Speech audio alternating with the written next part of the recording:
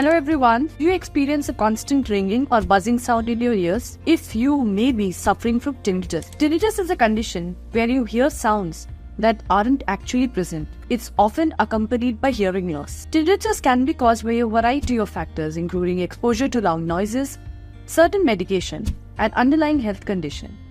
If left untreated, it can lead to anxiety. If you are experiencing tinnitus with hearing loss, it is important to seek medical attention. Your doctor may recommend hearing aids or other devices to help manage your symptoms. He or she may also suggest therapy or other treatments to help you cope with the condition. While there is no cure for tinnitus, there are steps you can take to manage your symptoms. This includes avoiding loud noise, practicing relaxation techniques, and using white noise machines to mask the ringing in your ears. Remember, if you are experiencing tinnitus with hearing loss, you are not alone. Millions of people